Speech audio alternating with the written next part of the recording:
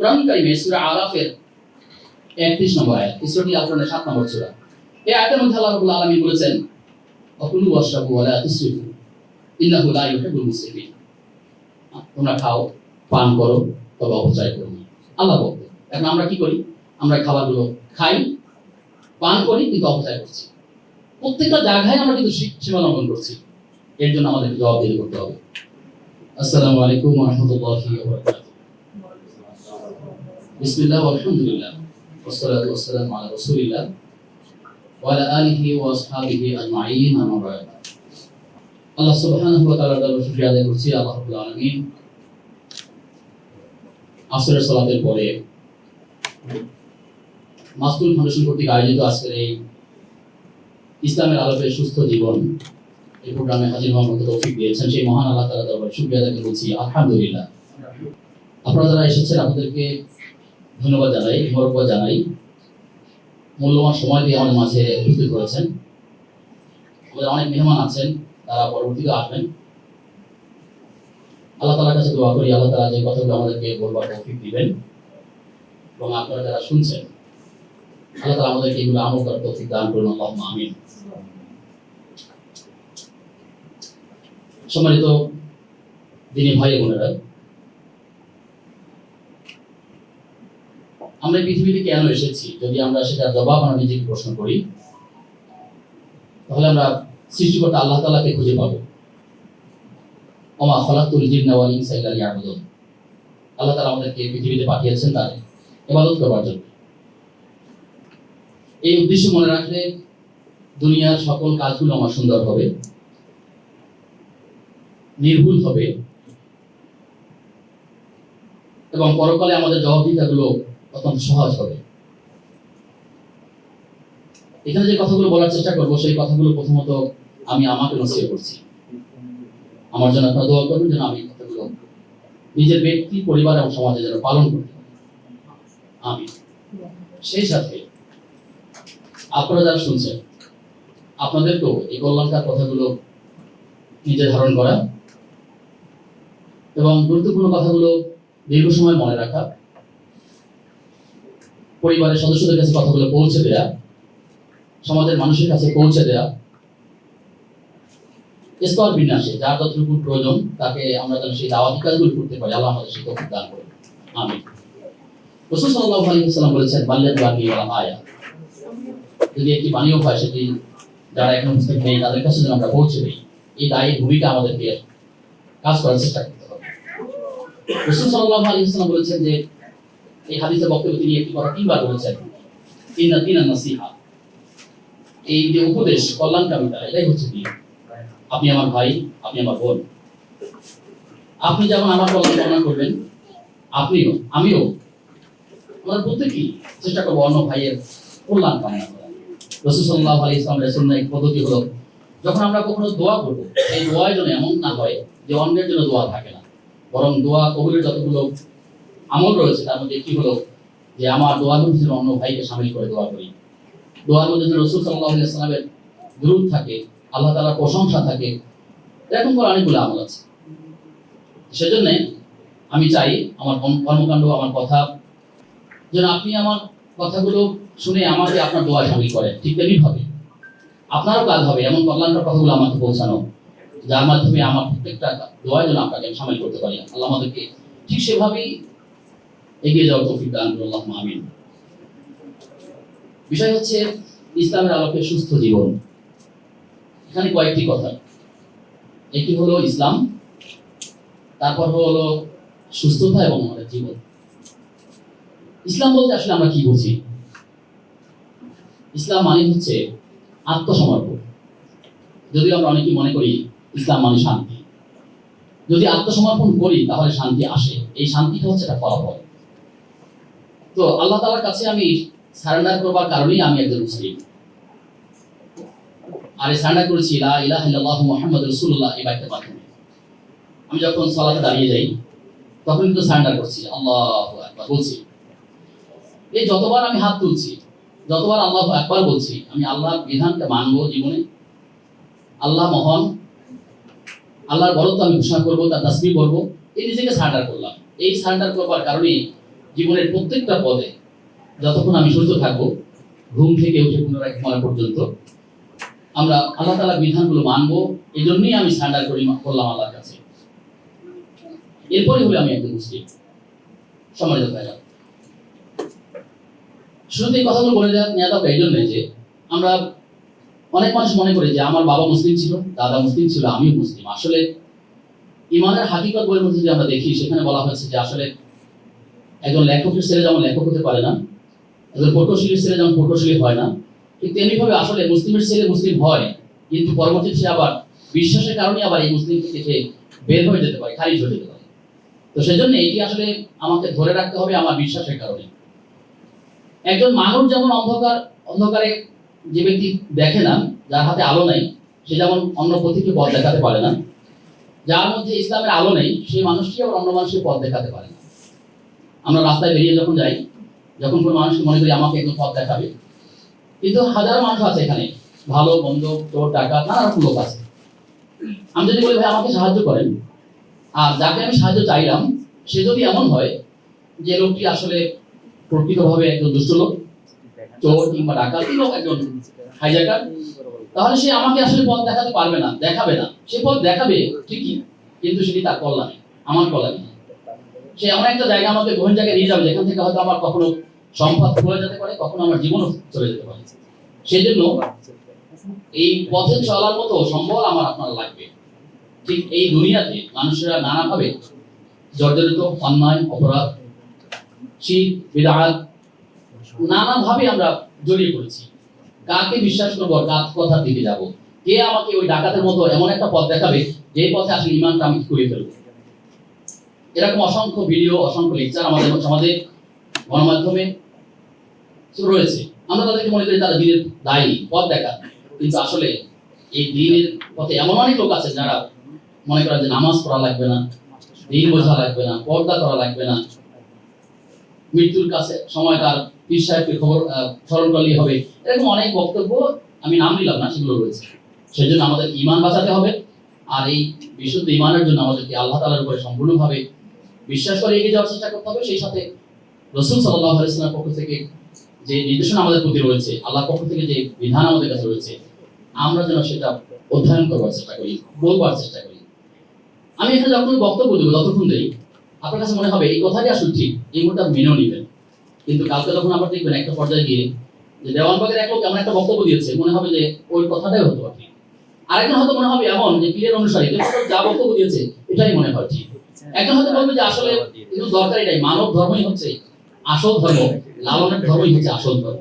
আপনার কাছে মনে হবে আসলে এটা, কিন্তু আসলে কয়টা? এই ঠিক এবং বেঠিকের মাঝখানে আমাদের জীবন চলতে হবে আমাদেরকে। এই কারণে আমার কাছে যদি কোরআনের জ্ঞানটাই না থাকে, তাহলে আমরা সবটা কি ঠিক বলবো, কিন্তু দিন শেষে আমার বুঝিতে কিছু থাকবে না। সেজন্য আমি আপনাদের অনুরোধ করবো, যাতে আমাদের সুযোগ আছে, সুযোগ না থাকলে সুযোগ করে নিতে হবে, যেন আমরা কোরআনকে বোঝার চেষ্টা করি, ধারণ করার চেষ্টা করি। যারা পড়তে শিখিনি তারা পড়ার চেষ্টা করব, যারা পড়তে পারি তারা যেন বিশুদ্ধভাবে পড়ার চেষ্টা করি, যারা বিশুদ্ধভাবে পারি তারা যেন অর্থ বোঝার চেষ্টা করি, যারা অর্থ পড়ার সময় পাবো তারা যেন একটু ব্যাখ্যা করার চেষ্টা করি। এই আয়াত এবং সূরাগুলো কেন নাযিল হয়েছে সেগুলো যেন বোঝার চেষ্টা করি, তাহলে আপনার আমার জীবনগুলো হবে সার্থক। আর এই কোরআনের নাম হচ্ছে যিকর, উপদেশ গ্রন্থ। আমি সারা বছর আমার কাছেই গ্রন্থটি থাকলো, কিন্তু যদি আমি এটা উপদেশ নাই নিতে পারি তাহলে লাভ কি হবে? সেজন্য কোনো মানুষের কাছে আপনাকে ছাত্র হওয়ার জন্য বলবো না, বলবো যে কোরআনের ছাত্র হওয়ার জন্য। রাসূল সাল্লাল্লাহু আলাইহি ওয়াসাল্লাম ছিলেন মানবতার শিক্ষক। ইন্নী বু'আসতু মুআল্লিমান, তিনি বলেছেন যে আমি পৃথিবীতে এসেছি শিক্ষক হিসাবে। সেই শিক্ষকের গাইডলাইন আমাদের সামনে আছে, আমরা তার সিলেবাস পড়তেছি, আমাদের কাছে হাদিসগুলো রয়েছে। সেজন্য কোরআনের পাশাপাশি আমাদেরকে হাদিসের দিকে ফিরে যাওয়ার চেষ্টা করতে হবে ইনশাআল্লাহ তাআলা। আল্লাহ আমাদেরকে সেই তৌফিক দান করুন, আল্লাহুম্মা আমিন। সম্মানিত দিনী ভাই, আমরা এখন সুস্থ আছি, এই পাশেই পিজি হসপিটাল, একটু কাছেই। সেখানে গেলে আমরা দেখতে পাবো বার্ডেন হসপিটাল, অনেক মানুষ এখন অসুস্থ আছে, কিন্তু আপনি আমি সেই থেকে মুক্ত আছি। আল্লাহ তাআলা আমাদের রহম করেছেন। এই যে আল্লাহ আমাদেরকে নিয়ে আমাদের ধন্য করেছেন, এটি আল্লাহ তাআলা কৃতজ্ঞতা আদায় করতে হবে আমাদেরকে। যদি আমরা না করি, লা ইন শাকারতুম লা আযীদান্নাকুম ওয়া লা ইন কাফারতুম ইন্নী আযাবি লাশাদীদ, যদি আমি না করি তাহলে তো আমি অকৃতজ্ঞ হয়ে যাব। সেজন্য আমাদেরকে আল্লাহ তাআলা কৃতজ্ঞতা আদায় করতে হবে যে আল্লাহ আমাদেরকে সুস্থ রেখেছেন। এই সুস্থতা হচ্ছে একটা নিয়ামত। কথা বলছি, এটা একটা নিয়ামত। হাত তুলতে পারছি, এটা একটা নিয়ামত। হাতগুলো ভাঁজ করতে পারছি, এটা একটা নিয়ামত। তাকাতে পারছি, এটা একটা নিয়ামত। অনেক মানুষ এমন আছে যে স্বাভাবিক একটু অসুস্থতা হয়েছে, জ্বর হয়েছে, বিছানা করে আছে, সে আর প্যারালাইসিস রোগী হয়ে গেছে, তার ব্রেনে ক্ষতিগ্রস্ত হয়েছে, হাত পা নাড়তে পারে না, হাত পা নাড়তে পারলে কথা বলতে পারছে না, কথা বলতে পারলেও সে আসলে সুস্থ কথা বলছে না। আল্লাহ তাআলা আমাদেরকে সেই দিক থেকে অনেক দয়া করেছেন, মায়া করেছেন, রহম করেছেন। সেজন্য আল্লাহকে যেন আমরা ভুলে না যাই, এটাই হলো আমাদের দাবি। কোরআন কারীমে আল্লাহ রাব্বুল আলামিন বলেছেন, ওয়া ইন তাউদু নি'মাতাল্লাহি লা তুহসুহা, যে আমরা কয়টা নিয়ামত গণনা করে শেষ করতে পারবো না। তো আসলে প্রত্যেকটা নিয়তই মুহূর্তে আমাদের উপরে আল্লাহর নিয়ামত ধন্য আছে। যদি আল্লাহ তাআলা এমন হতেন, আল্লাহ তাআলা অসংখ্য নাম, তার একটি নাম হচ্ছে কহার। কহার মানে হচ্ছে তিনি নিষ্ঠুর, নির্মম। এই নামটি আল্লাহ তাআলা ধারণ করবেন কিয়ামতের দিন। কিন্তু এই নামটি যদি এখন এমন হতো যে আজকে যারা ফজরের নামাজ পড়ে নাই, ধরে নেন, যদি এমন হতো যে সে আর ডানে তাকাতে পারবে না, আপনি বলুন তো তাহলে আমরা কি নামাজ থাকতে পারতাম? কখনোই পারতাম না। কিন্তু আল্লাহ কি সেটা করেছেন আমাদের? করেননি। যদি এমন হতো যে একবেলা নামাজ না পড়লে পরের বেলা ক্ষুধা তৈরি হবে না, যদি আল্লাহর এক ধরনের সফটওয়্যার সিস্টেম থাকতো এখানে, তাহলে তো আসলে আমরা কেউ নামাজ না পড়ে থাকতে পারতাম না। কিন্তু আল্লাহ তাআলা আমাদেরকে স্বাধীনতা দিয়েছেন, বিবেক দিয়েছেন। আমরা চাইলে করতেও পারি, নাও করতে পারি। এই যে স্বাধীনতা, আমাকে ভালো মন্দের জ্ঞান দিয়েছেন, দুটো পথ বাতিয়েছেন, ভালো মন্দ, সুখ দুঃখ, আয় ব্যয়, লাভ ক্ষতি, জান্নাত জাহান্নাম, কোনটা ভালো কোনটা মন্দ সবকিছু বুঝতে পারতেছি। এই বিবেক আমার সুস্থ আছে। এই বিবেক দিয়ে আল্লাহকে আমাকে চিনতে হবে, আল্লাহকে, আল্লাহ পরিচয় আমাদেরকে জানতে হবে। আমাদেরকে হয়তো তর্কের খাতে কেউ একজন বলে ফেলবে যে আপনি তো আল্লাহর কথা বলেন, আল্লাহ সৃষ্টি করেছেন, তার বলেন তো আল্লাহকে সৃষ্টি করেন, আল্লাহকে কে সৃষ্টি করেছেন? ধরেন যে এরকম কেউ একজন প্রশ্ন আপনাকে করলো, আপনি তর্কের খাতিরে হয়তো তাকে বলবেন যে আল্লাহকে সৃষ্টি করেছেন মুখ, একটু নাম বলে দিলেন, তারপর বলে তাকে সৃষ্টি করেছে কে? সে বলবে তাকে সৃষ্টি করেছে মুখ। আপনি বলবেন একটু মুখ, তারপর তাকে কে? আপনি যতই তাকে পরিচয় বলবেন, এক পর্যায়ে সে তার প্রশ্ন শেষ হবে না যে তাকে কে সৃষ্টি করেছে। তার মানে হলো এই ধরনের উদ্ভট প্রশ্ন আসলে করতে পারে তর্কের খাতিরে, কিন্তু রেজাল্ট জিরো। আমরা ঘুরে দেখতে পারবো 10, 9, 8, 7, 4, 3, 2, 1, এরপর শূন্য, আর কিছুই নেই। সুতরাং আমি যদি বলি শূন্যের আগে কি ছিল, যদি প্রমাণ করা সম্ভব না, ঠিক তেমনি ভাবে সৃষ্টিকর্তা হিসেবে আমরা যদি বলি যে আল্লাহর আগে কি ছিল, এটি আসলে আমাদের মানুষের বিবেক দ্বারা সেখানে গিয়ে আসলে আমরা প্রমাণ করতে পারবো না। সবাই যদি ভাই, তো সেজন্য শয়তানের ধোঁকায় যেন আমাদেরকে পেয়ে না বসে। যদি কোনো মানুষ আমাদেরকে এভাবে প্রশ্ন করে যে আল্লাহ তাআলা কে, তাহলে রাসূল সাল্লাল্লাহু আলাইহি ওয়াসাল্লাম বলেছেন তোমাকে শয়তান পেয়ে বসতে পারে, সেই ধোঁকাটা তোমাকেও সে দিতে পারে। শয়তান তোমাকে জিজ্ঞাসা করতে পারে আসলে তো কি, এটা কখনো চিন্তা করিনি আমার আল্লাহ বা আল্লাহকে কে সৃষ্টি করেছে। এরকম যখন বিষয় আসবে কোনো মানুষের, তখন তাকে বলতে হবে আমানতু বিল্লাহ, আমি আল্লাহর উপরে এনেছি, রাসূলের উপরে এনেছি। এটা হলো তার একটা কৌশল, যে আমাকে যেন বিভ্রান্ত সে করতে না পারে।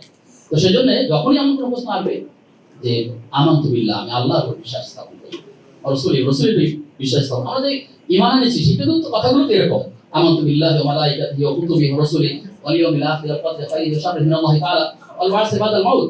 এই কথাগুলো যে ঈমানের বিষয়গুলো আমরা সাক্ষ্য দিচ্ছি, কিন্তু এগুলো কথার মধ্যেই থাকছে, কাদের মধ্যে থাকছে না। সম্মানিত দিন ভাইরা, সেজন্য আল্লাহ তাআলা আমাদেরকে যে নিয়ামত দিয়ে দিয়েছেন, আমাদের জ্ঞান দিয়েছেন, বুদ্ধি দিয়েছেন, হাত পা চোখ কান নাসিকা জিহ্বা ত্বক, প্রত্যেকটা নিয়ামত সম্পর্কে আল্লাহ তাআলা আমাদেরকে জিজ্ঞাসিত করবেন। কোরআন কারীমে আল্লাহ তাআলা বলেছেন সুম্মা লা তুসআলুন্না ইয়াওমা ইযিন আনিন নাঈম, আর সেই দিন তোমাকে এই নিয়ামত সম্পর্কে জিজ্ঞাসিত করা হবে। আল্লাহ যদি জিজ্ঞাসা করেন, আর যদি আমরা নিয়ামতের সঠিক জবাব দিতে না পারি, তাহলে আমাদের দুর্ভোগ রয়েছে। সেজন্য সম্মানিত ভাইরা, আমরা যেন এই আল্লাহ তাআলার জবাব দিতে যেন আল্লাহ তাআলা কৃতজ্ঞতার মাধ্যমে করতে পারি। আল্লাহ আমাদেরকে সেই তৌফিক দান করুন। অসংখ্য নিয়ামতের মধ্যে থেকে আল্লাহ আমাদের শুকর করেছেন, এটা আমার বড় নিয়ামত, আমরা সেই জায়গাতে আছি। রাসূল সাল্লাল্লাহু আলাইহি ওয়াসাল্লামের একটি হাদিস সহিহ বুখারীর মধ্যে এসেছে 6412 নম্বর হাদিস। এখানে নবী সাল্লাল্লাহু আলাইহি ওয়াসাল্লাম বলেছেন যে মানুষের দুটো নিয়ামত এমন আছে, যে নিয়ামতের মধ্যে মানুষের নিয়ামতটা পাওয়ার পর তারা ধোঁকা করে দিয়েছে। আপনি আমি আমরা সবাই এই ধোঁকা করে গিয়েছি কিনা জানার চেষ্টা করুন। রাসূল সাল্লাল্লাহু আলাইহি ওয়াসাল্লাম বলেছেন নিমাতানে মাকবুলুন ফীহিমা কাসীরুম মিনান নাস সিহহাতু ওয়াল ফারাগ। আল্লাহ নবী সাল্লাল্লাহু আলাইহি ওয়াসাল্লাম বলেছেন মানুষেরা দুটি নিয়ামত সম্পর্কে তারা ধোঁকার মধ্যে পড়ে আছে। তার একটি হলো সুস্থতা। এই যে সুস্থতা এবং অবসর, এটা আমাদের কাছে আছে, অনেকের কাছে আছে। আমরা দিনের যত ব্যস্তই থাকি না কেন, কোনো একটা পর্যায়ে অবসর হই, আমরা সুস্থ আছি।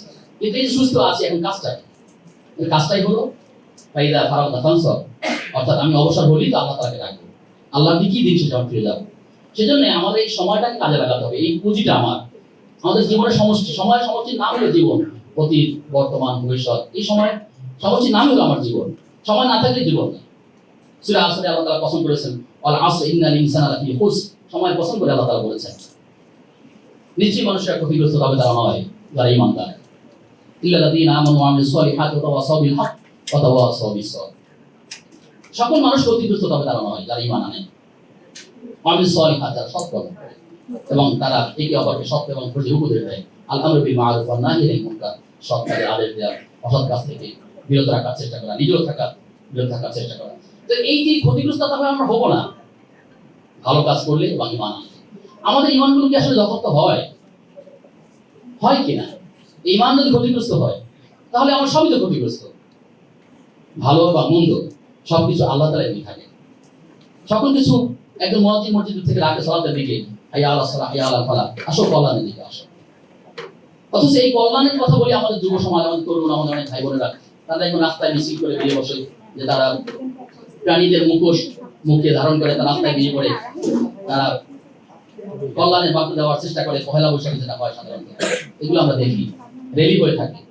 কি সেই র্যালি? কিন্তু কল্যাণের মালিক একমাত্র আল্লাহ তাআলার কাছে আছে। কল্যাণ তো আর কারোর পক্ষ থেকে আসতে পারে না। ভালো এবং মন্দ সকল বিষয় হচ্ছে আল্লাহ তাআলার কাছ থেকে আসে। সেজন্য ভাইরা, আমরা যেন যে কোনো ক্ষেত্রে আল্লাহ দেখি আমরা পেয়ে যাই। এবং রাসূল সাল্লাল্লাহু আলাইহি ওয়াসাল্লামের হাদিসের কথা বলবো। এই হাদিসের মধ্যে নবী সাল্লাল্লাহু আলাইহি ওয়াসাল্লাম বলেছেন, তোমরা আল্লাহ তাআলার কাছে ঈমান এবং সুস্থতা প্রার্থনা করো।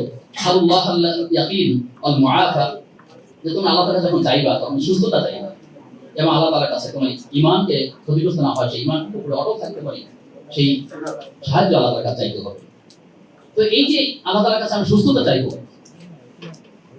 যখন আমরা অসুস্থ হয়ে যাবো, এক সময় দাঁড়াতে পারবো না, হাঁটতে পারবো না, বসতে পারবো না, আল্লাহর কাছে আল্লাহ আমার নামাজ, আমি তো আগেও নামাজ পড়তাম না, তাহলে আল্লাহ নামাজ আমাকে এর প্রতিদান দেবেন কিভাবে? একজন মানুষ নিয়মিত সালাত আদায় করতেন, ইবাদত বন্দেগী করতেন, হঠাৎ অসুস্থ হয়েছেন, নামাজ ছেড়ে গেছে, যদি চেষ্টা করা হয় যে তাকে নামাজে সওয়াব দেওয়া হবে, কিভাবে?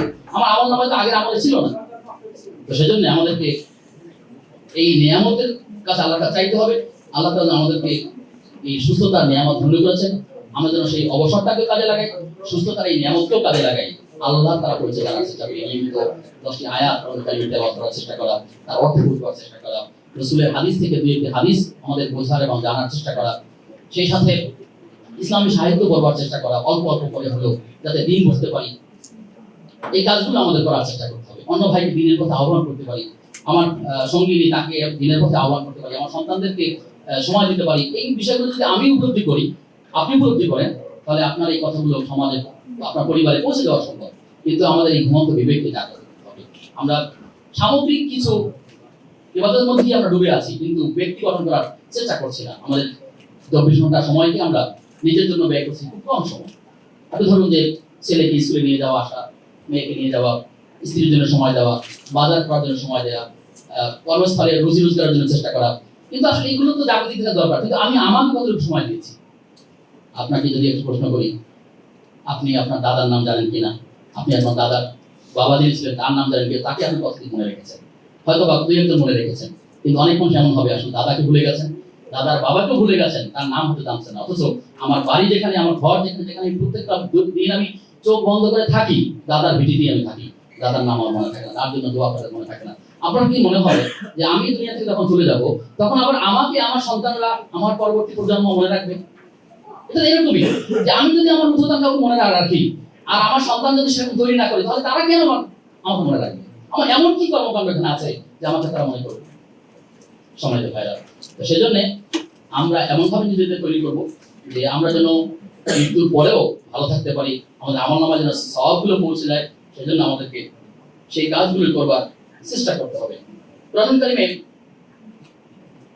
একটি কথা বলবো যে সেখানে আল্লাহ রাব্বুল আলামিন বলেছেন, ওয়াইদা মারিদতু ফাহুয়া ইয়াশফিন, যখন আমি অসুস্থ হই তখন তিনি আমাকে আরোগ্য দান করেন।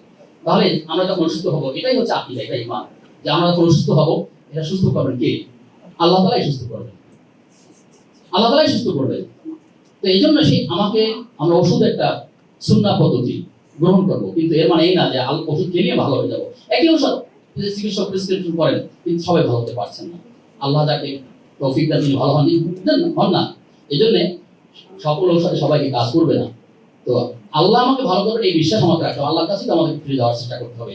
আমি অসুস্থ হওয়া না হওয়া এটা যেমন আল্লাহ থাকে, সুস্থ হওয়া এটা আল্লাহ থাকে। যেন আমরা আল্লাহ তাকে সুস্থ একটা জীবন চাইবো, যে জীবনের আমার এই সময়টা অনেক দাম আছে, যদি আমি সেভাবে কাজে লাগাতে পারি। আপনি চাইলে ঘুমিয়েও কাটাতে পারেন, আপনি চাইলে এটাকে অন্যভাবে ব্যয় করতে পারেন। সময় তো ভাইরা, ডক্টর আয়েশ আল কারনি তিনি তার লা তাহজান, হতাশ হবেন না, এই বইয়ের মধ্যে বিশ্ববিখ্যাত গ্রিক দার্শনিক প্লেটোর কয়েকটি কথা তিনি এখানে কোট করেছেন, যে চারটি জিনিস শরীরকে দুর্বল করে দেয়।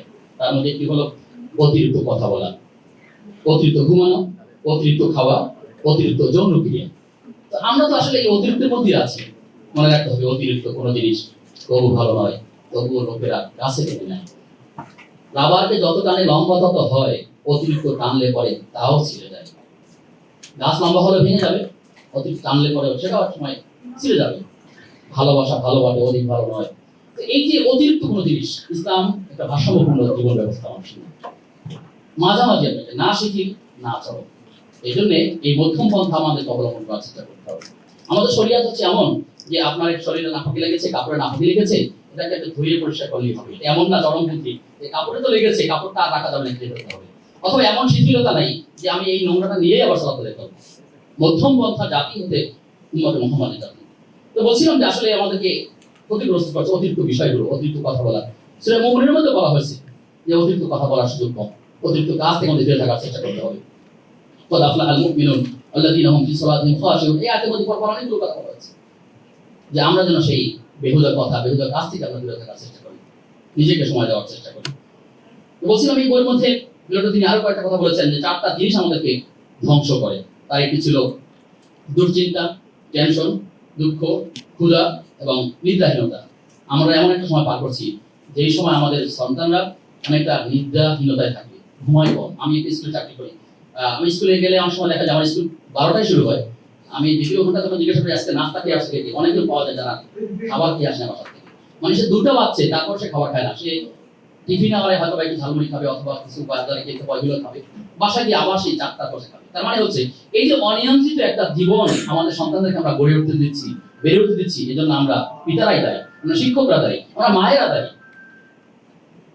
সেজন্য সুস্থ জীবনের জন্য আমাদেরকে একটা পরিকল্পিত জীবন আমাদেরকে অতিবাহিত করবার চেষ্টা করতে হবে। ইনশাআল্লাহ আল্লাহ আমাদের সেই তৌফিক দান করুন। সম্মানিত ভাইরা, তো আমরা এই যে খাওয়া দাওয়া করি, পান করি, এটার উপর নির্ভর করে আমাদের সুস্থতা অসুস্থতা অনেকটাই খাবার উপরে। খাদ্য গ্রহণটা কেমন হবে? কোরআন কারীমে সূরা আরাফের 31 নম্বর আয়াত, সূরাটি আপনাদের 7 নম্বর সূরা, এই আয়াতের মধ্যে আল্লাহ রাব্বুল আলামিন বলেছেন অকুলু ওয়াশরাবু ওয়া লা তুসরিফু ইন্নাহু লা ইউহিব্বুল মুসরিফিন। তোমরা খাও, পান করো, তবে অপচয় করো না, আল্লাহ বলতে। এখন আমরা কি করি? আমরা খাবারগুলো খাই, পান করি, কিন্তু অপচয় করছি। প্রত্যেকটা জায়গায় আমরা কিন্তু সীমা লঙ্ঘন করছি। এর জন্য আমাদেরকে জবাবদিহি করতে হবে। একজন মানুষ অতিরিক্ত খাওয়ার ফলে যে তার এই তৈলাক্ত ধরাতে হেঁটে বেড়ায়, তৈলাক্ত কমাতে, আরেকজন মানুষে খাবার না পাওয়ার কারণে আবার ওই একই পথে হেঁটে বেড়ায়। এটা আমাদের সমাজে আছে, আমরা দেখছি না। যখন আমরা হাঁটতে যাই, একজন মানুষ অধিক মোটা হওয়ার কারণে সে যেমন তার শরীরে ঘাম জড়াতে ব্যস্ত, নিজেকে সিলিং করতে ব্যস্ত, ঠিক তেমনি ভাবে আরেকজন আবার ক্ষুধার কারণে কাগজ খুঁজে খুঁজে বেড়াচ্ছে, রাস্তার পথে একটা লোহার টুকরা খুঁজে বেড়াচ্ছে খাবার জন্য। আমরা যেন নিজেকে এমন কিছু দেওয়ার চেষ্টা না করি যে আমি নিজে ক্ষতিগ্রস্ত হই। শরীর থেকে যেটা বেরিয়ে যায়, যে পানীয়, যে খাদ্য, যে ময়লা বেরিয়ে যায়, ঠিক এই পরিমাণ যদি আপনি খাদ্য ঢুকান, তাহলে তো আপনি সুস্থ থাকতে পারবেন না। কিন্তু আমরা ভুলে যাই, আমরা মনে করি যে আসলে 3 ভাগের 1 ভাগ খাওয়াটা সুন্নাহ। এটা হলো 3 ভাগের 1 ভাগ যে আমরা খাবো, আমাদের যত চাহিদা আছে এই 3-এর 1 অংশ খাদ্য দ্বারা পূর্ণ করবো, 1 অংশ পানি দ্বারা পূর্ণ করবো, আর 1 অংশ খালি থাকবে। কিন্তু এই যে 1 অংশ খাবো, এটাই হলো খাদ্যের একবারে শেষ সীমাটা, এর বেশি খাওয়া যাবে। কিন্তু আমরা মনে করছি এটা খাদ্যের মানে শুরু, এটা শুরুটা না, এটা হলো সর্বশেষ জায়গাটা, যে এই 3-এর 1 অংশ যেটা খাবো এটা শেষ। কিন্তু আমরা সেটা ফলো করার চেষ্টা করি। আর কতটুকু ন্যূনতম খাইতে হবে? যতটুকু খাওয়ার কারণে আমরা মেরুদণ্ড দাঁড়িয়ে সোজা থাকতে পারি, ততটুকু মেরুদণ্ড সোজা করে দাঁড়াতে যতটুকু খাদ্যের প্রয়োজন হয়, এতটুকু হলো তার জন্য স্বাস্থ্যসম্মত খাবার। অতিরিক্তটা হলো 3 ভাগের 1 ভাগ। এখন আমাদের শুরুটাই হচ্ছে 3 ভাগের 1 ভাগ দিয়ে, মানে প্রথমেই যেন আমরা 3 ভাগের ওখান থেকে শুরু হয়। সম্মানিত ভাইরা, তো সুস্থ থাকার জন্য এই খাবারের উপর নির্ভর করে আমাদের জীবন। এই জন্য আমরা যেন নিয়মতান্ত্রিক ভাবে গুলো খাদ্য গ্রহণ করতে পারি। আল্লাহ তাআলা আমাদেরকে সেই তৌফিক দান করুন। আল্লাহুম্মা আমিন। সম্মানিত ভাইরা, রাসূল সাল্লাল্লাহু আলাইহি ওয়াসাল্লামের একটা হাদিসের মধ্যে রয়েছে যে 5টি বস্তুর আগে 5টি বিষয়কে গনিমত মনে করার কথা বলা হয়েছে। এই হাদিসের মধ্যে বলা হয়েছে ইয়াদাতালিম খামসান ক্বাবলা খামসিন, 5টি বস্তুকে 5টি বিষয়ের আগে তুমি নিজেকে গনিমত মনে করো। এই বিষয়টি কি ছিল? শাবাবাকা ক্বাবলা হারামিক, বার্ধক্য আসার আগে যৌবনকে তুমি তোমার মূল্যায়ন করো। আমরা অনেক বৃদ্ধকে দেখি আসলে সে একসময় দাঁড়াতে পারে না, উঠতে পারে না, চলতে পারে না, লাঠি নিয়ে চলতে হয়। কিন্তু আমাদের জীবনেও সেই একটা পর্যায়ে আসবে। অনেক মানুষ এই যুবক থাকা অবস্থায় সে দাঁড়াতে পারছে না, কারণ অনিয়ন্ত্রিত এক জীবনে। এই গনিমত আমরা নষ্ট না করে দিই। যখন যে ইবাদত করা দরকার, আপনি যুবক বয়সে যে ইবাদত করতে পারছেন, আপনি বৃদ্ধ হলে সেটা করতে পারবেন না, শক্তি কমে আসবে, নানা বিষয় চলে আসবে। সেজন্য আমরা এই বিষয়টি মনে রাখার চেষ্টা করি। দ্বিতীয়ত হলো অসিহহাতাকা ক্বাবলা সাকামি, অসুস্থ হওয়ার আগে সুস্থতার সময়টাকে তুমি গনিমত মনে করো, এটা তোমার সম্পদ মনে করো। আমরা সুস্থ আছি, আল্লাহ তাআলা আমাদেরকে এই নিয়ামতকে ধন্য করেছেন, এই জন্য আল্লাহর কাজগুলো বেশি বেশি। যারা হাসপাতালে বেড়ে আছে, আমি রাস্তায় চলতে গিয়ে একজন মহিলা, তিনি ভিক্ষুক, তিনি বলছিলেন তার ডায়াবেটিস হয়েছে। তিনি বলছিলেন যে আমি যত কষ্ট পাচ্ছি, আল্লাহ আমার যে শত্রু তারও যেন এই ডায়াবেটিস না হয়। তার মানে হলো কতটা মনে ব্যথা পেলে, কতটা আঘাত পেলে এমনটা বলতে পারে যে আমার যে শত্রু, আমরা স্বাভাবিক মনে করি যে আমি ক্ষতিগ্রস্ত হচ্ছে তার দ্বারা, সেও ক্ষতিগ্রস্ত হোক, এটা পুরুষ পড়ায়। কিন্তু সে বলছে না যে আমার যে শত্রু তারও যেন এই ডায়াবেটিসের মধ্যে রোগ না হয়। ঠিক এমন করে অনেক লোক যে রোগে কষ্ট পান, তার কাছে এটা অনেক বড় কষ্ট। তো সেজন্য আমরা অবশ্যই মনে রাখবো যে অসুস্থ হয়ে যাওয়ার আগে যেন আমরা এই সুস্থ সময়টাকে আল্লাহর দেওয়া গনিমত মনে করি, সম্পদ মনে করি। 3 নাম্বার হচ্ছে অগিনা ক্বাবলা ফাকরি, দারিদ্রতা পূর্বে সচ্ছলতাকে। কখন যে অভাব আসবে ঠিক আমরা জানি না। এই সচ্ছলের মধ্যে থেকে আমাদেরকে দান করার চেষ্টা করতে হবে, আল্লাহর পথে, দিনের পথে দান করার চেষ্টা করতে হবে। এই জীবনটা তো একটা বিকৃত বিষয়। কোরআন কারীমে বলেছেন ইন্নাল্লাহা তাআলা মিনাল মুমিনিনা আনফুসাহুম ওয়া আমওয়ালাহুম বিআন্না লাহুমুল জান্নাহ ইউকাতিলুনা ফি সাবিলিল্লাহ। এই আয়াতে বলেছে যে আসলে এই জাগতিক জীবনে আমার যে দেহ, এটার বিনিময়ে আমি আল্লাহ থেকে জান্নাত দিব। এই জীবনটা তো আল্লাহর কাছে বিক্রির একটা বিষয়। তাহলে আমার আর চাহিদা কি আছে? ওইভাবে মনে রাখার চেষ্টা করতে হবে। সম্মানিত ভাইরা, বলছিলাম যে আসলে দারিদ্রতা আসার আগে আমাকে সচ্ছলতার দিকে খেয়াল দিতে হবে এবং আমাদের টাকা পয়সা সম্পদ এই যতটুকু আছে তার থেকেই আমাদের দেওয়ার চেষ্টা করতে হবে। আমি যে রিক্সাতে একটু আগে দেখলাম একজন রিক্সা চালক, তিনি একজন ফকিরকে টাকা দিচ্ছেন। এটা খুব রেয়ার, দিতে চাচ্ছেন। আমার সমাজে অনেক মানুষ এমন পাওয়া যায় না, যারা রিক্সাওয়ালা এখন আবার গরিব মানুষ টাকা দিচ্ছেন। এই জিনিসটা তো পাওয়া যাচ্ছে না, কিন্তু তিনি মনে করছেন যে এই লোকটা আমার থেকে গরিব, তিনি তাকে টাকা দিচ্ছেন। তার মানে হলো এই যে সম্পদের, নিজের সম্পদ থেকে, উপার্জিত সম্পদ থেকে আবার দান করা। আপনি যেটা খাইলেন, হাদিসের মধ্যে রয়েছে, রাসূল সাল্লাল্লাহু আলাইহি ওয়াসাল্লাম বলেছেন আমরা যেটা খাইলাম সেটা আমার জন্য, আমরা যেটা পরিধান করলাম সেটা আমার জন্য, আর আমরা যেটা দান করলাম সেটা আমার জন্য। যেটা আমি ভোগ করে গেলাম, আমি যেটা দান করে গেলাম সেটা আমি এটা পরকালে পাবো, এই নিয়তে আমি টাকা দান করে গেলাম। কিন্তু যেটা আমি রেখে যাচ্ছি, এই সম্পদটা কার জন্য রেখে যাচ্ছি? আমি জানি না আমার মৃত্যুর পর এই সম্পদটি সঠিক ওয়েতে ব্যয় হবে কিনা, সঠিক ওয়েতে ব্যয় হবে কিনা আমরা জানি না। সেজন্য এখানে থেকেই আমি আমার পরবর্তী প্রজন্মের কাছে থাকবে যে এমন বিষয় যে আমার এই সম্পদগুলো যেন পরকালে কাজে লাগে, সেজন্য আমাদের তৈরি করার চেষ্টা করতে হবে। নাম্বার 4 হলো ফারাগাতা ক্বাবলা শুকরি, ব্যস্ত হয়ে যাওয়ার আগে আমাদেরকে এই অবসর সময়টাকে কাজে লাগে। যখন আমরা ব্যস্ততা হই তখন অনেক কাজ করতে পারি না, ব্যস্ততার কারণে এমন ব্যস্ততা থাকে যে নামাজও পড়ার সময় হয় না। নামাজকে বলা দরকার নাই যে পড়ে, আসলে নামাজটা আগে। ঠিক এরকম ব্যস্ত হয়ে যাওয়ার আগেই আমি পরকালে কাজগুলো করতে পারি। আল্লাহ বিধানগুলো যেন মানতে পারি, আল্লাহ সেই তৌফিক দান করুন। এরপরে হলো হায়াতাকা ক্বাবলা মাউতিক, মৃত্যুর পূর্বে এই জীবনকে তুমি গনিমত মনে করো। এই জীবনটা আমি বেঁচে আছি, এটা গনিমত। কয়েকদিন আগে পত্রিকার ছবি দেখলাম, সেখানে 5 জন ব্যক্তি। আচ্ছা বলুন তো, 5 জন ব্যক্তির কয়টা পা থাকার কথা? নিশ্চয়ই 10টা, তাই তো? কিন্তু আমরা ওই ছবিটা দেখলাম যে এই সম্প্রতি যে আন্দোলন হয়ে গেল, সেখানে তারা পা হারিয়েছেন, কেউ চোখ হারিয়েছেন, কেউ হাত হারিয়েছেন। তো 5 জন ব্যক্তি 5টা পা। মনে করেন এটা যদি আপনার সামনে সবসময় থাকে, এটা আপনাকে একবার একটা ভাববে না যে আসলে আমার মতোই তোর ছেলে, আমার ছেলের মতোই তো ছেলেটা, বা আমার ভাইয়ের মতো তো এই লোকটা, তারও তো 2টো পা ছিল আজ থেকে আরো এই 3 মাস আগে, 2 মাস আগে, কিন্তু আজকে তার পাটা না। সে তো পঙ্গু হয়ে বসে আছে। তার জীবনটা কিভাবে অতিবাহিত করছে, সে তো কিভাবে চলাফেরা করছে, আমি কি তার কখনো করে দিয়েছি? আল্লাহ আমাকে মনে করেছেন, আপনি নিয়ামত দিয়েছেন, কি তো আদায় করতে হবে। আর ওই সকল মানুষের পাশাপাশি আমাদের দেওয়ার চেষ্টা করতে হবে। কিন্তু আমাদের এই চোখ থাকতে জন্য আমার চোখ সবসময় অন্যকে দেখে, নিজেকে দেখে না, নিজেকে আত্মসমালোচনার জায়গাতে নিজেকে দেখে না। আমরা যেন নিজেকে দেখার চেষ্টা করি। আমার এই চোখ যেন আমাকে নিজেকে আগে বিশ্লেষণ করে, আপনাকে দেখার আগে যেন আমি আমার দিকে একবার তাকাই, তাহলে আমি আমার ভুলগুলো খুঁজে পাওয়ার চেষ্টা করি। সম্মানিত ভাইরা, আল্লাহ তাআলা আমাদের কোরআন দিয়েছেন, সেই কোরআন থেকে আমরা এর যতগুলো বিষয় আছে, উপদেশগুলো আছে, আমরা গ্রহণ করার চেষ্টা করব। আমরা বলছিলাম শারীরিক প্রস্তুতার কথা বলছিলাম, নানা বিষয় বলেছিলাম, চিকিৎসার কথা বলেছিলাম। কিন্তু এমন অনেক বিষয় এমন আছে আমাদের জীবনে যেগুলো শিরক, যেগুলো বিদআত, যেগুলো পাপ, পঙ্কিলতা, এগুলো থেকে আমরা বের হয়ে আসবো কিভাবে? কোরআনুল কারীম নিয়মিত পড়ার চেষ্টা করতে হবে, কোরআনের বিধানগুলো জানবার চেষ্টা করতে হবে। রাসূল সাল্লাল্লাহু আলাইহি ওয়াসাল্লামের উপরে কোরআনুল কারীম 22 বছর 5 মাস 14 দিন প্রায় 23 বছরে নাযিল হয়েছে, কিন্তু সেই কোরআন তো আমরা বাসায় হুজুরদেরকে ডেকে নিয়ে একদিন পড়ে ফেলেছি। অথচ কোরআনুল কারীম বলছে যে আমি অল্প অল্প করে নাযিল করেছি এজন্য যেন এখান থেকে উপদেশ গ্রহণ করতে পারে। সাহাবায়ে কেরাম আমল ছিল যে তারা একটা পড়েছেন, আমল করেছেন, পরবর্তীতে আবার আরেকটা পড়ে শিখেছেন, আর আমরা একদিনে সব পড়ার চেষ্টা করতেছি। এটাই হচ্ছে আমাদের দুঃখ। আমরা কোরআন পড়ি না এমন না, পড়ি, বুঝে পড়ার চেষ্টা করি, বোঝার চেষ্টা করি না। কোরআনের মধ্যে তো বলা আছে আমি যদি কোনো বাসা বাড়িতে ঢুকবো অবশ্যই সেখানে অনুমতি নিয়ে প্রবেশ করার চেষ্টা করবো। ওই বাসা যারা থাকে তাদেরকেও, এখন এই আয়াত কারিমা আমাদের সামনে আসে, লা তাদখুলু বুয়ুতান গায়রা বুয়ুতিকুম হাত্তা তাস্তানিসু ওয়া তুসাল্লিমু আলা আহলিহা, এই বাড়িতে রাস্তাতে সালাম দিয়ে প্রবেশ করে। কিন্তু আমরা তো পড়ি, আমরা যখন বাসায় যাই ওই আমরা তো সালাম দিয়ে প্রবেশ করি না। তার মানে হলো ওই আয়াত পড়েছি সবের জন্য, অর্থ বুঝি নাই। এই কারণে আমি আমার হঠাৎ করে মায়ের রুমে ঢুকে যাই, বোনের রুমে ঢুকে যাই, ভাবির রুমে ঢুকে যাই, পর্দাহীন হয়ে যায় অনেক ক্ষেত্রে। রাসূল সাল্লাল্লাহু আলাইহি ওয়াসাল্লামের কাছে বললেন, ইয়া রাসূলুল্লাহ, আমি যদি আমার মায়ের রুমে যাই তাও কি আমার অনুমতি লাগবে? নবীজি বললেন, হ্যাঁ লাগবে। তিনি খুব কঠিন ভাবে একটু হাদিসের বক্তব্য মনে এসেছে, এই বোঝার জন্য বলছি। তিনি বলছেন তুমি তোমার মাকে কি উলঙ্গ দিতে চাও, তিনি ঘুমিয়ে থাকতে পারে, নানা সমস্যা থাকতে পারে, তুমি কিভাবে অনুমতি ছাড়া তার রুমে প্রবেশ করো? কিন্তু এই আয়াতে কারিমা আমাদের সামনে আছে, আমাদের সন্তানদের সামনে আছে, তারাও পড়ে, আমরাও পড়ি, মেয়েরাও পড়ে, কিন্তু কই অনুমতি নিয়ে তো মায়ের রুমে যাওয়া হচ্ছে না, বোনের রুমে যাওয়া হচ্ছে না, প্রাপ্তবয়স্ক তাদের কই আমরা কিন্তু মানার চেষ্টা করছি। কথা এর জন্য বললাম কোরআনুল কারীম পড়ার কারণে আমরা সওয়াব পাবো, সেটা ঠিক, কিন্তু এই বিধানের উদ্দেশ্যটা কি? ইসলামের প্রত্যেকটা বিষয় একটা হাকিকত আছে, এসবের উদ্দেশ্য আছে। কি জন্য এটা? সালাত কি জন্য, সাওম কি জন্য, যাকাত কি জন্য, এই মাকাসিদুশ শরিয়া, এটা আমাদের জানার চেষ্টা করবে। এই শরিয়াটা আমাদের দেওয়া হলো, কেন দেওয়া হলো?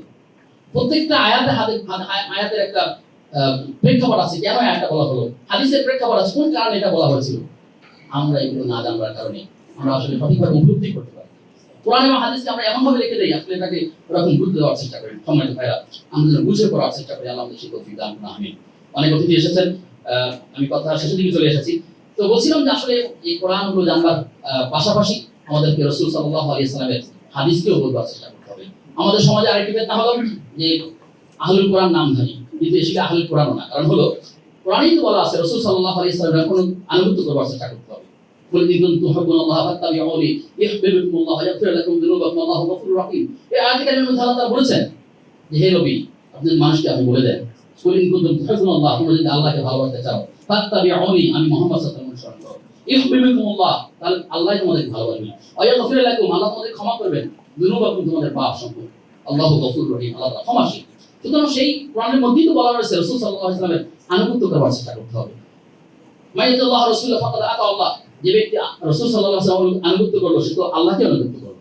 তাহলে রাসূল সাল্লাল্লাহু আলাইহি ওয়াসাল্লামকে পাশ কাটিয়ে শুধুমাত্র আপনি আহলে কোরআন হয়ে যাবেন, এটি নিছক ভুল ভ্রান্ত ধারণা।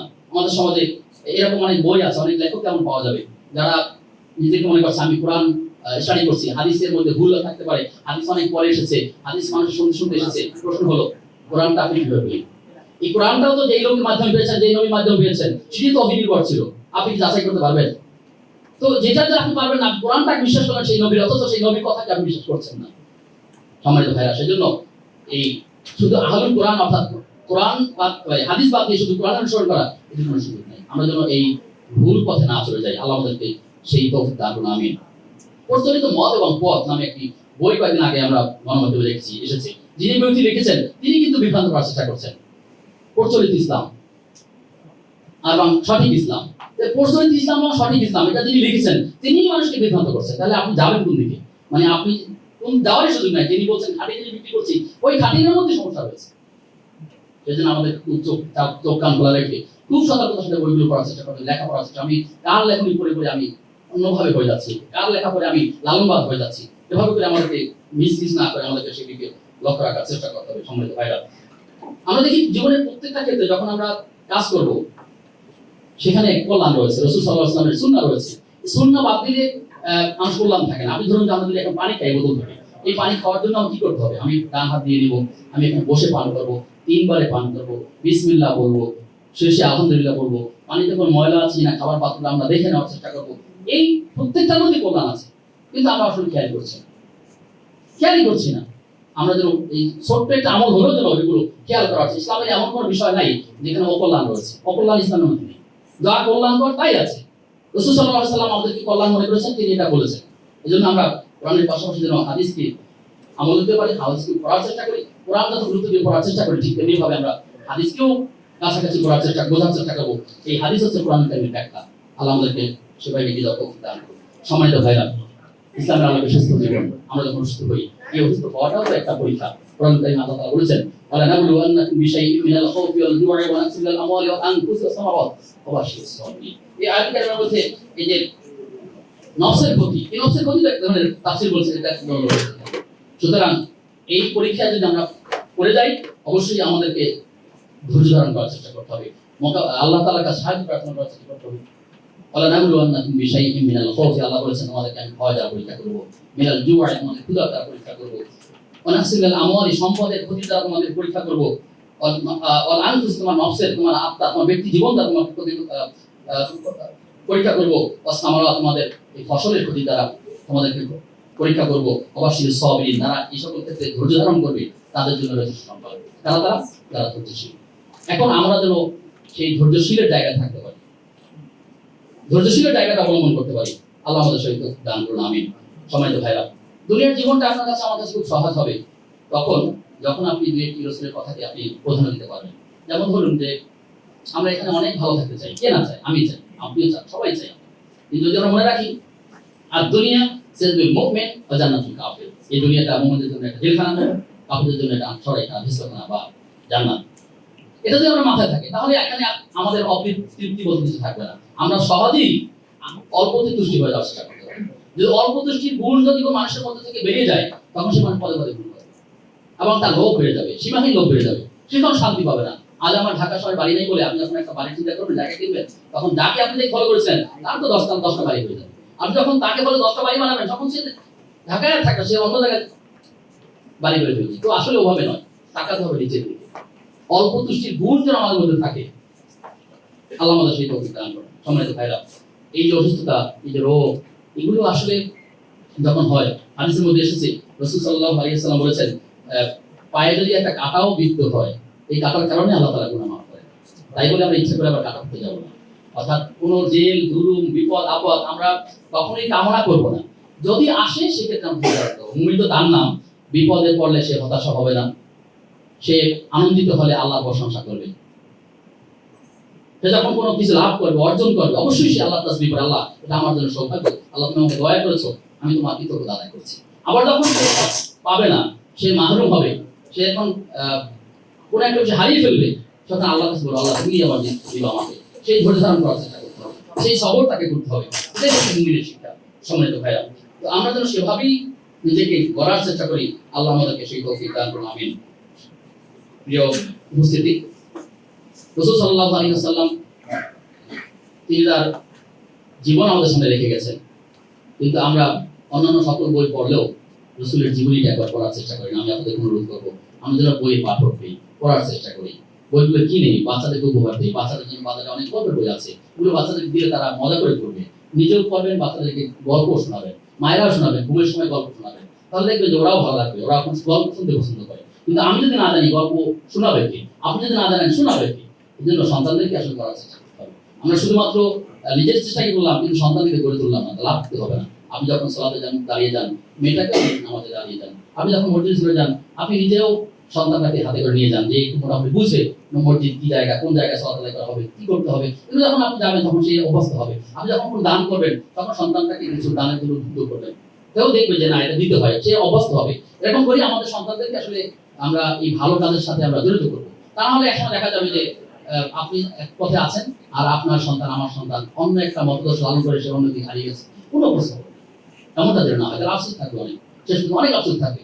আমি জানি একজন শিক্ষক এখানে মগবাজার একটা স্কুলের শিক্ষকতার কাছে অবসরে গেছেন, তার ছেলে থাকে 2 তলায়, ছেলেটা ইন্টার পাস করেছে, বলছে আমি 2-3 দিন থাকি, আমার কাছে আসলে খাইছে বলে না, বাবা তুমি খাইছো কিনা, কি অবস্থা। আমি খুব অসহায় মনে করি নিজের কাছে, যে আমার সন্তান আমাকে জিজ্ঞাসা করে না, আমার মেয়ে আমাকে জিজ্ঞাসা করছে না। সবাই, আমি একটা বাড়ি করেছি, প্রত্যেকে এক লাখ ভাগ করে নিয়েছে, সে যে যার মতো ফ্ল্যাটে থাকে, কিন্তু আসলে আমাকে খাবার দিয়ে যায়, টাইম মতো ডাকে, কিন্তু আসলে আমার মধ্যে একটা আনন্দ কাজ করা দরকার, আমার একটা পাশে বসে আমার সাথে গল্প করা দরকার, সময় দেওয়া দরকার, এই সময় তাদের তারা দোকানে গিয়ে চা আড্ডা বসে যাবে, কিন্তু আমার সাথে বসে গল্প করছে না। মানে এই রকম সে তৈরি করতে পারে না ধরেন, তার আফসোস লাগে এখন। সে ভাবে যে আমি কেন আসলে তাদের শিখাতে পারলাম না, আমি কেন আমার সন্তানকে মসজিদে নিতে পারলাম না, আমি যখন হালাকায় গেলাম কেন আমার সন্তান নিতে পারলাম না। যদি আমি নিজে যেতাম তখন মনে হয়েছে আমি হয়তো টাকা উপার্জন করবো, টিউশনি করবো, কাজ করবো, সন্তান মানুষ হবে। আমি টাকা দিলে মানুষ হবে না, টাকা দিলে মানুষ হবে। সন্তানটা একটু 10 টাকা চাইলে আপনি 8 টাকা দিবেন, 5 টাকা দিবেন, মানুষ হবে সন্তান। আর 10 টাকা দেয়, 20 টাকা দেয়, মানুষ হবে না। আপনি আপনার কাছাকাছি লোক থেকে পরীক্ষা করে দেখেন। তার মানে হলো তাকে একটু বুঝতে দিতে হবে যে আসলে একটু অল্প খরচ করার মধ্যে দিয়ে তাকে যোগ্যতা জায়গা বুঝতে হবে। আপনার, আমার দাদা, আমার বাবা আমাদের জন্য কি অনেক বেশি সম্পদ রেখে গেছিল? আমার তো মনে হয় না, কারণ তারা আপনাকে দক্ষ করে দিয়েছে। আপনি নিজের চেষ্টায় মানুষ হয়েছে।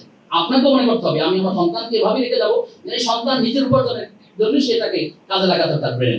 যখন আপনি তার জন্য অনেক টাকা ব্যাংক ব্যালেন্স রেখে যাবেন, তখন সে তার ব্রেনকে একদমই খাটাবে না, বরং সে ব্যাংকে চেক দেবে, টাকা উঠবে, কার্ড দিয়ে আরে অনেক খরচ করে থাকবে। সে এই সময়টাকে জন্মভাবে ব্যয় করতে থাকবে, সে আর কখনোই দিনের পথে আসবে না। সেই জন্য সন্তানকে মানুষ করলে টাকা সে উপার্জন করতে পারবে কোনো না কোনো পর্যায়ে, এটাই তার জন্য কল্যাণ হবে। কিন্তু তার জন্য আপনি দিন দিলেন না, তাকে দিন শিখালেন না, আল্লাহর পরিচয় শিখালেন না, রসুলের পরিচয় শিখালেন না, তার দিন শেষে দেখা যাবে আসলে মানুষ হিসাবে সে সমাজে থাকবে, কিন্তু আসলে ওই উল্লুক আর হল্লুক মিলে মুল্লুক ছেয়ে ফেলেছে, মানুষ বেশি বাড়ে নাই ভাই, জনসংখ্যা বেড়েছে। আসলে বাস্তবতা তাই যে আমাদের সমাজগুলো ঠিক এমনই। আমরা যেন সেভাবে হারিয়ে না যাই, আমাদের সন্তানকে কাজে লাগানোর চেষ্টা করবো। আল্লাহ আমাদের শিক্ষক দান করুন। সম্মানিত ভাই, আমরা এই প্রোগ্রামে যারা এখানে এসেছি, মাসকুল ফাউন্ডেশন, এই মাসকুল ফাউন্ডেশন যে কাজগুলো করছে, আমি এই বিষয়ে কথা বলার চেষ্টা করবো ইনশাআল্লাহ। আমরা আলোচনার শিখে চলে আসছি, সমাজ কল্যাণমূলক কাজ তার করে যাচ্ছে।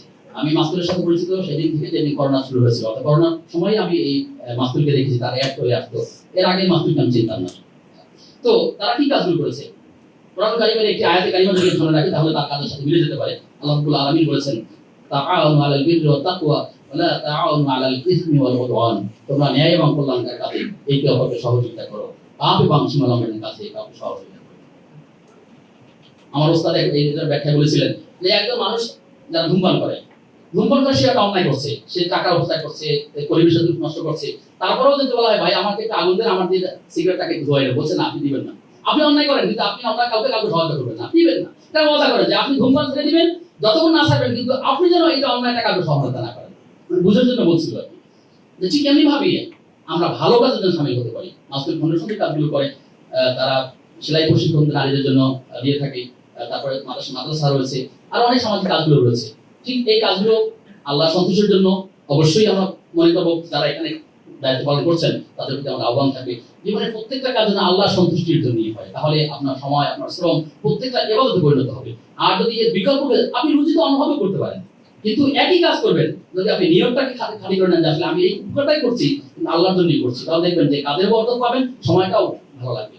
সেজন্য আমরা যেন এই ভালো কাজে শামিল হতে পারি, আল্লাহ আমাদেরকে এগিয়ে যাওয়ার তৌফিক দান করুন। সম্মানিত ভাইরা, অন্যের সাহায্য করলে আল্লাহ রাব্বুল আলামিন ওই ব্যক্তিকে সাহায্য করেন। হাদিসের মধ্যে এসেছে আল্লাহু ফি আউনিল আবদ মা কানা আল আবদু ফি আউনি আখিহি।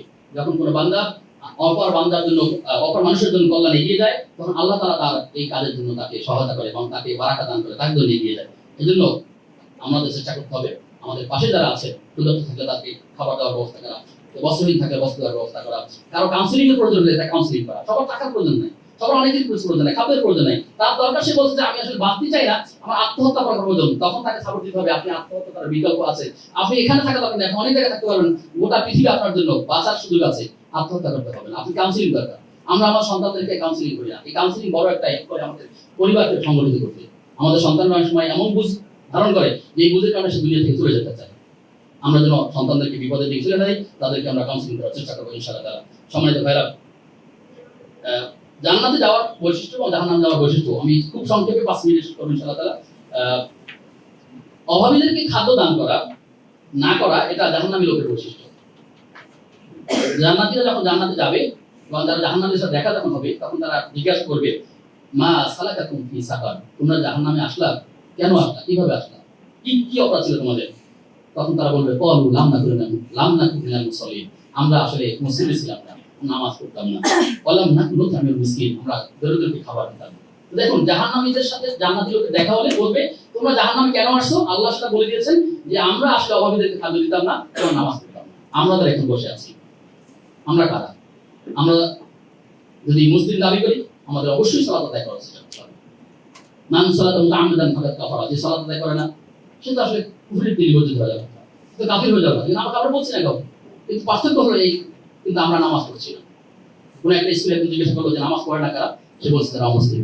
আরেকজন বলছে যে নামাজ পড়ে না কারা, বলছে যারা নামাজ জানে না তারা। এখন প্রশ্ন হলো যে আমরা যারা বসে আছি, আমরা কি অমুসলিম? নিশ্চয়ই না। আমরা কি নামাজ জানি না? তাও জানি। তাহলে আমরা পড়ছি না কেন? আমরা কি সুস্থ না? নামাজ পড়ে না কারা? নামাজ পড়ে না তারা যারা অসুস্থ। আমরা কি অসুস্থ না? তাহলে আমরা কেন পড়ছি? আমরা পড়ছি না আমাদের অলসতা, আমরা অবহেলা, আমরা গুরুত্ব দিচ্ছি না। আল্লাহ বিশ্বাস করছি কিন্তু তার হুকুম বোঝার চেষ্টা করছি। তো সেজন্য আমরা যেন নিয়মিত সালাত আদায় করি, সালাতের জীবন্ত নামাজ আদায় করি। এই নামাজ আপনাকে সকল অন্যায় কাজ থেকে ফিরাবে। আমাদের সকল অন্যায় থেকে ফিরাবে। নামাজটা বুঝলেই, কোরআনটা বুঝলেই, দ্বীনটা বুঝলেই আপনি সকল কাজ থেকে ফিরাবে। আল্লাহ তাআলা আমাদেরকে সেই নামাজি হওয়ার তৌফিক দান করুন এবং আমাদের সমাজ যারা অভাবগ্রস্ত আছে, সমস্যাগ্রস্ত আছে, তাদের পাশাপাশি হওয়ার তৌফিক দান করুন আল্লাহুম্মা আমিন। কিন্তু অবশ্যই এই সকল কাজে যাওয়ার সময় খেয়াল রাখতে হবে যেন আমরা কাউকে প্রতারণা না করি। রাসূল সাল্লাল্লাহু আলাইহি ওয়াসাল্লাম বলেছেন, মান গাশশা ফালাইসা মিন্না, যে ব্যক্তি প্রতারণা করবে সে আমার উম্মত নয়। আপনি হেল্প করেন, ভালো কাজ করেন, যত কিছু করেন, সকল কাজের ক্ষেত্রে যেন কেউ প্রতারিত না হয়, এটাও মাথায় রাখতে হবে। তাহলে মনে থাকবে, ব্যালেন্স থাকবে, ফজিলত নিব আবার সতর্কও থাকবো। আল্লাহ আমাদেরকে এগিয়ে যাওয়ার তৌফিক দান করুন। সম্মানিত ভাইরা, মাসকুল ফাউন্ডেশন যে কাজগুলো তারা করেছে আমাদের জানা মতে, তারা মাদ্রাসা করেছে, তারপরে তারা আবাসিকে পিতামাতাহীন সন্তানদেরকে যারা ইয়াতিম তাদের তারা সাপোর্ট দেওয়ার চেষ্টা করছে। বিভিন্ন জায়গাতে তারা সেলাই প্রশিক্ষণ কেন্দ্র করছে, কম্পিউটার প্রশিক্ষণ করছে, স্বাবলম্বী প্রজেক্ট তাদের আছে। এর বাইরেও অনেক তাদের প্রজেক্ট থাকতে পারে বা রয়েছে। আমরা দোয়া করি আল্লাহ তাআলা তাদেরকে মানুষের সেবায় এগিয়ে যাওয়ার তৌফিক দান করুন। আমাদেরকে যারা এখানে সংগঠিত করেছেন, আহ্বান করেছেন, এই অনুষ্ঠিতগুলো ছিল আমি প্রথমত আমার জন্য, যারা শুনছেন ছিল আপনাদের জন্য।